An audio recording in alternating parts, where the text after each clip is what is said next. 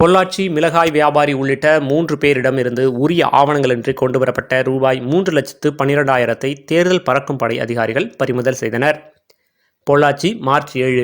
பொள்ளாச்சி அருகே உள்ள பொன்னாபுரம் பகுதியில் தேர்தல் பறக்கும் படை அதிகாரிகள் வாகன தணிக்கையில் ஈடுபட்டிருந்தனர்.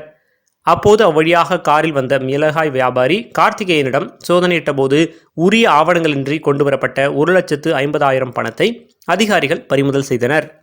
மேலும் சேர்வைக்காரன்பாளையம் அருகே காரில் வந்த பொள்ளாச்சியைச் சேர்ந்த ஈஸ்வரன் என்பவரிடமிருந்து 1,02,000 கேரள மாநிலத்தைச் சேர்ந்த ராஜேஷ்குமார் என்பவரிடமிருந்து உரிய ஆவணங்களின்றி எடுத்து வரப்பட்ட ரூபாய் 60,000 பறிமுதல் செய்த தேர்தல் பறக்கும் படையினர் மொத்த தொகை 3,12,000 பணத்தை தேர்தல் நடத்தும் அலுவலர் வைத்தியநாதனிடம் ஒப்படைத்தனர். இது தொடர்பாக பணம் கொண்டு வந்த வியாபாரிகளிடம் அதிகாரிகள் தீவிரமாக விசாரணை மேற்கொண்டு வருகின்றனர்.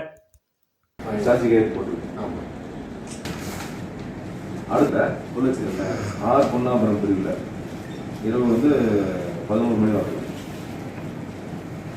இது FST 1 அசோகன் அவர் தலைமை முடிச்சிருக்கோம். சேர்வாரப்படையில் அதிகாலை 1:40 60,000 பண்ணியிருக்கு.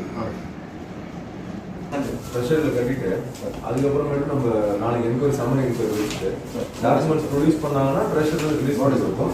அப்படி இல்லைன்னா நம்ம ப்ரெஷர்